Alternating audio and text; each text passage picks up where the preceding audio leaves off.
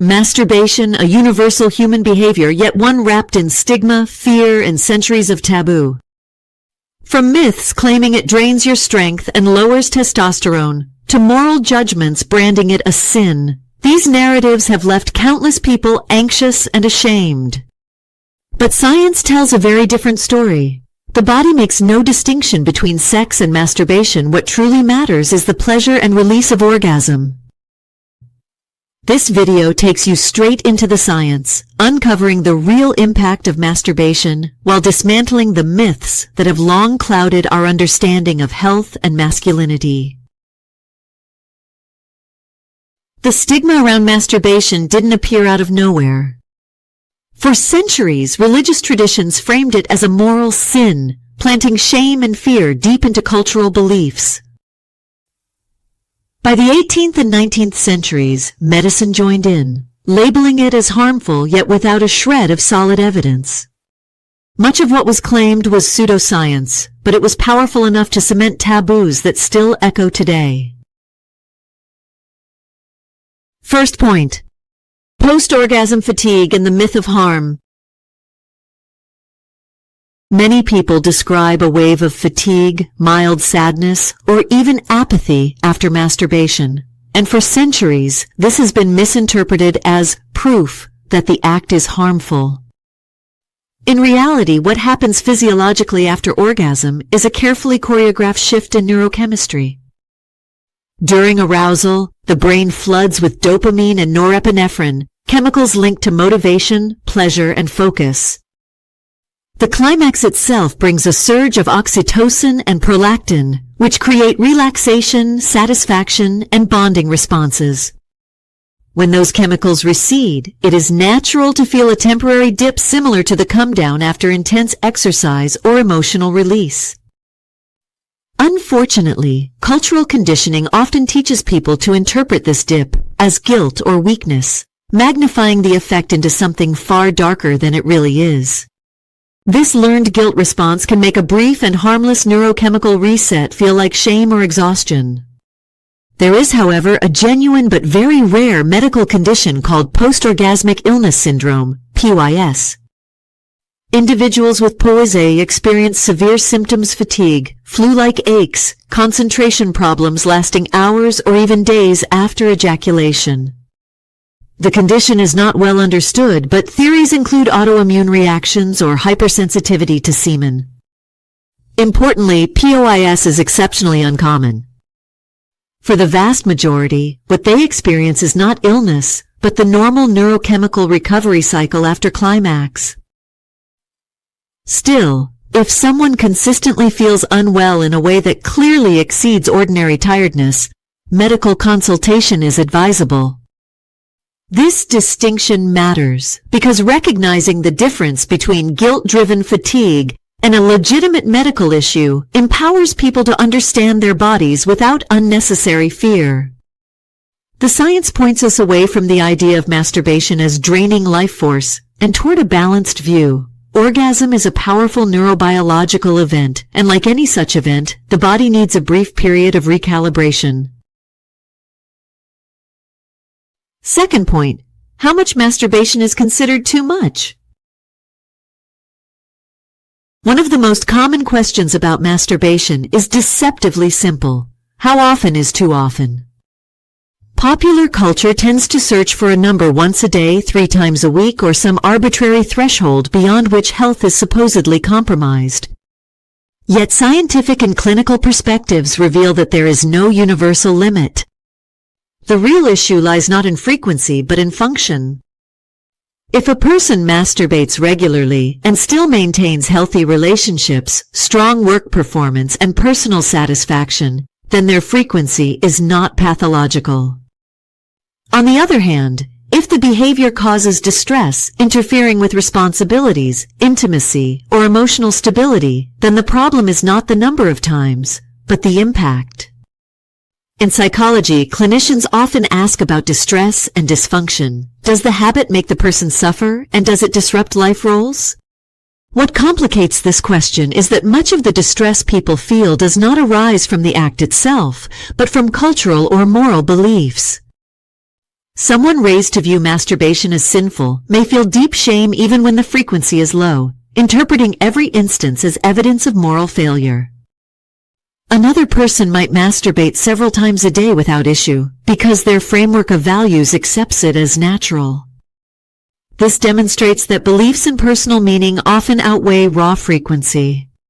For that reason, sex therapists caution against rigid formulas. Instead, they encourage individuals to examine whether their habits align with their values and goals.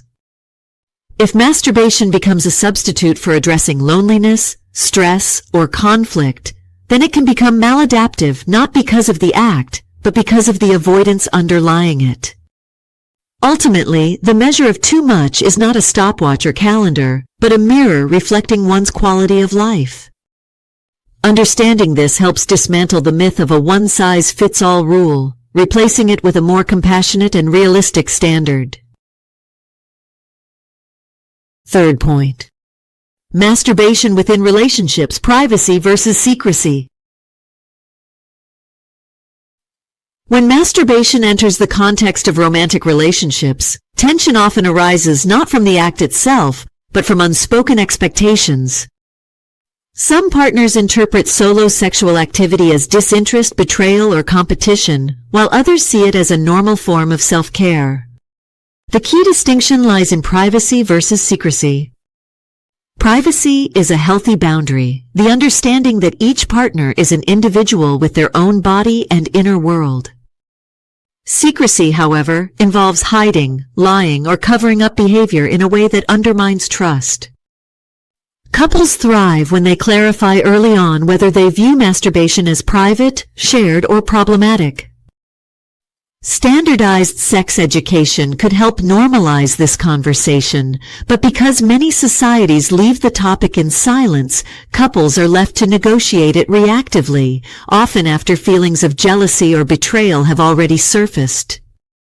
Research shows that clear communication about expectations reduces conflict. For example, one partner may feel secure knowing the other masturbates occasionally, while another might prefer open discussion or even shared experiences such as mutual masturbation. Problems typically emerge not from the act but from mismatched assumptions.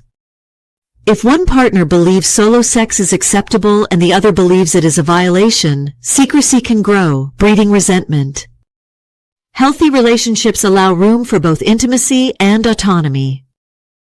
Masturbation can coexist with a satisfying sex life when couples respect differences in desire and rhythm.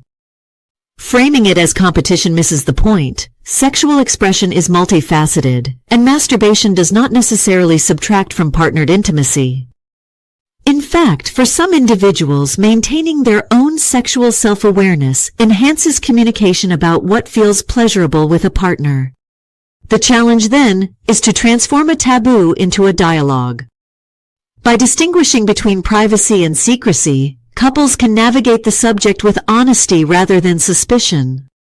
This reframing turns masturbation from a hidden wedge into a neutral or even positive element within a broader landscape of sexual health. Fourth point. Edging, stop-start, and realistic expectations. Among the many techniques explored in sexual health, edging stands out as both safe and effective. The practice involves deliberately approaching orgasm and then pausing stimulation before climax, extending arousal and teaching the body greater control. A structured version of this is the stop-start technique, a cornerstone of therapy for premature ejaculation. By repeatedly building arousal to the edge and then withdrawing, individuals learn to identify the sensations leading up to the point of no return, gaining confidence in their ability to modulate timing. This isn't about denying pleasure, it's about mastering rhythm. Research consistently finds that such behavioral approaches reduce anxiety and improve sexual satisfaction for both partners. However, expectations must be grounded in reality. Media portrayals often suggest intercourse should last for extended periods, sometimes half an hour or longer, creating pressure that fuels anxiety and disappointment. clinical data reveal a different picture. The average duration of penetrative sex falls between 2 and 7 minutes with wide natural variation. Recognizing this can be liberating. Instead of chasing unrealistic benchmarks, couples can appreciate the quality of intimacy rather than obsess over the stopwatch. Edging and stop-start exercises are tools, not ultimatums. They expand options but do not demand perfection. Moreover, practicing edging outside of intercourse, such as during masturbation, provides a safe and private space to learn. This removes performance pressure and allows gradual improvement. When applied with communication and patience, these methods can transform what once felt like a problem into an opportunity for growth. In essence, edging is less about delaying climax indefinitely and more about enhancing awareness of one's own arousal patterns. Framed this way, it is not only a therapeutic tool, but also a means of enriching sexual experience, cultivating presence, and redefining what it means to be in control. Fifth point.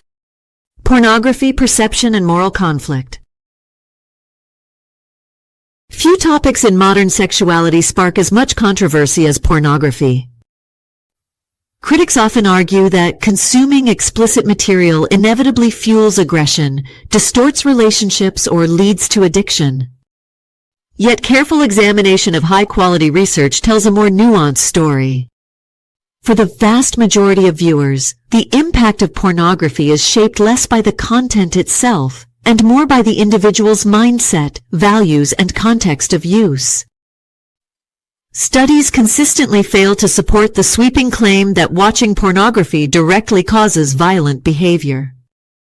While extreme material exists, evidence suggests that most users consume mainstream content without translating it into harmful action.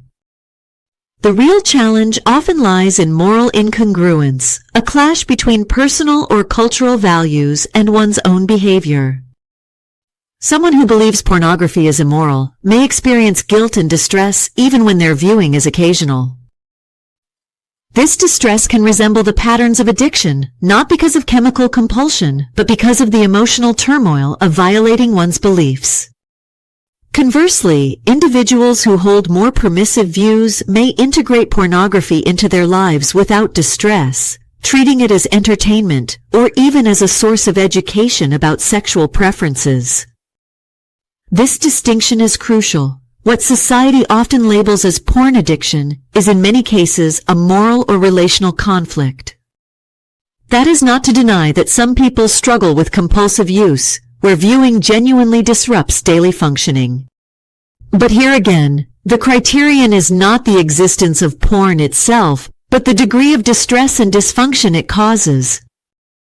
Recognizing this frees us from moral panic and allows more compassionate, individualized approaches. Pornography is not inherently destructive. It is a tool, and like any tool, its impact depends on how it is used, why it is used, and the meaning attached to it. The conversation, therefore, should move beyond demonization toward thoughtful dialogue about values, relationships, and responsible engagement with sexual media. Sixth point. Sex toys, vibrators, and enhancing intimacy. Vibrators and other sex toys have long been shrouded in misunderstanding. Some fear that relying on them will ruin natural intimacy or make partners obsolete. Science and therapeutic practice tell a very different story. Toys are not a replacement for human connection, but an aid that can expand pleasure and reduce barriers to orgasm. For many women, vibrators are among the most reliable pathways to climax, stimulating nerve endings in ways that manual or penetrative sex alone may not achieve. Incorporating these tools is not a sign of inadequacy. It is a sign of creativity and openness to what actually works for one's body. Blaming masturbation or toy use for spoiling partnered sex misses the point. The real opportunity lies in education and communication. A person who discovers what works for them through solo play can use that knowledge to guide their partner, transforming what could have been frustration into shared learning. Far from diminishing intimacy, this can strengthen it. When partners are attuned to each other's needs, sexual satisfaction deepens. Therapists often encourage couples to treat sex toys as allies rather than threats, normalizing them as part of a diverse sexual toolkit. Social stigma around toys persists, fueled by myths of dependency or emasculation. But empirical studies show that couples who integrate vibrators into their sex lives report higher levels of arousal, satisfaction, and orgasm frequency. Instead of fearing competition, partners can reframe toys as collaborative enhancers. Just as athletes use equipment to optimize performance, lovers can use toys to enrich connection. Ultimately, vibrators embody a broader truth. Sexual health is not about adhering to rigid scripts, but about exploring what fosters pleasure, intimacy, and confidence.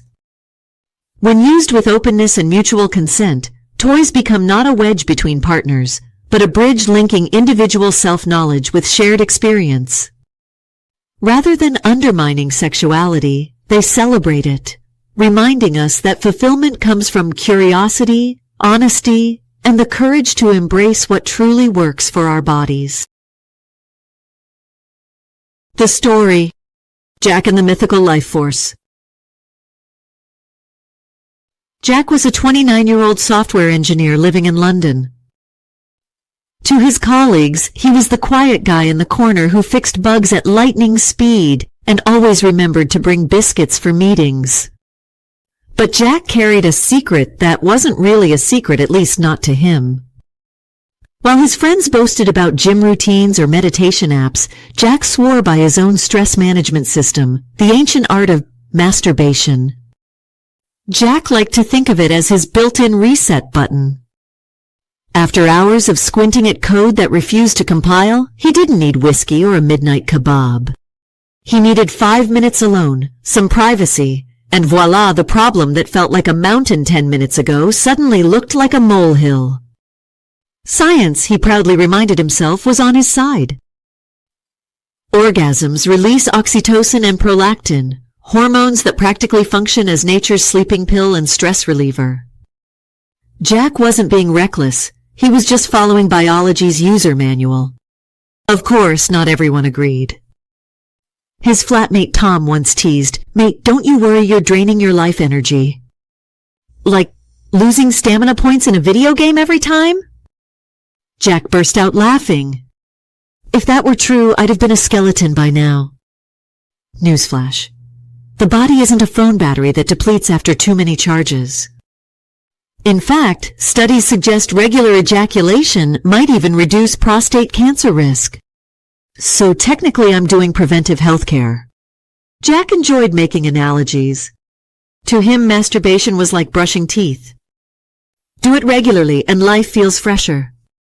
Skip it too long and you might feel itchy. He also compared it to rebooting his computer. Sometimes the system just needed a restart. Being single, Jack never felt ashamed of his habit. Some of his mates complained that without girlfriends they were starving, but Jack saw no famine in sight. Why panic when I've got 2 perfectly reliable hands, he joked. More importantly, he understood that masturbation wasn't about desperation. It was about knowing his own body. One day, when he eventually shared intimacy with a partner, he figured this knowledge would come in handy like practicing guitar solos before joining a band. Still, Jack kept things balanced. He never let it interfere with work, friendships, or his Friday night pub tradition. If he was busy, no problem. If he had time and felt like it, also no problem. He believed the golden rule wasn't about counting days or setting limits, but simply asking, does this make my life better or worse? For Jack, the answer was clear. Better. Sometimes he stumbled across online forums shouting about No Nut November and men who claimed abstinence unlocked superpowers. Jack chuckled. If skipping orgasms gave me superhero strength, I'd have smashed through all these bug reports by now, he muttered while sipping his tea. To him, the only real superpower was self-acceptance. Understanding that pleasure didn't diminish his masculinity, but reminded him he was human. Jack's story isn't scandalous or tragic. It's actually pretty ordinary, which is exactly the point. Masturbation for him wasn't some dirty secret or shameful crutch. It was like seasoning on food something small that made the main dish of life more enjoyable. He knew he wasn't harming himself, and science backed him up. That knowledge gave him confidence to laugh off old myths and carry on with his bug fixes, biscuits, and occasional system resets. And so Jack lived happily, healthily, and humorously proof that sometimes the best wellness routine doesn't come from a fancy app or a pricey gym membership, but from simply listening to your body and embracing what it naturally needs. The conclusion of the video. The image of the real man who never masturbates or who abstains from ejaculation is nothing more than an outdated myth. In recent years, the trend known as No Nut November began as an internet joke, yet certain communities have taken it to extremes, treating abstinence as a badge of masculinity. This shift is not only unsupported by science, but can also foster guilt and anxiety when individuals inevitably fail the challenge. Medical research provides no credible evidence that abstaining from ejaculation meaningfully boosts testosterone or improves men's health. On the contrary, some observational studies even suggest that regular ejaculation may be linked to a reduced risk of prostate cancer, reinforcing the message that this is not a harmful behavior. Instead of clinging to restrictive myths about strength and manhood, men benefit more from embracing scientific reality. Masturbation does not weaken the body, it does not strip away virility, it is a natural, healthy, and entirely human part of sexual life.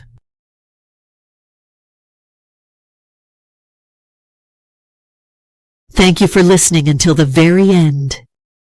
If today's story has gently stirred your heart, whether through an old memory, a present feeling, or something never spoken into words, please leave a like, subscribe to the channel, and turn on the notification bell. Intimate wisdom is where we come together to touch the hidden corners of love, affection, and sexuality, things that may seem private, yet are in fact the very core of happiness. I wish you to always love deeply, live truthfully, and find yourself in every glance, every touch, and every trembling heartbeat. Affectionate greetings.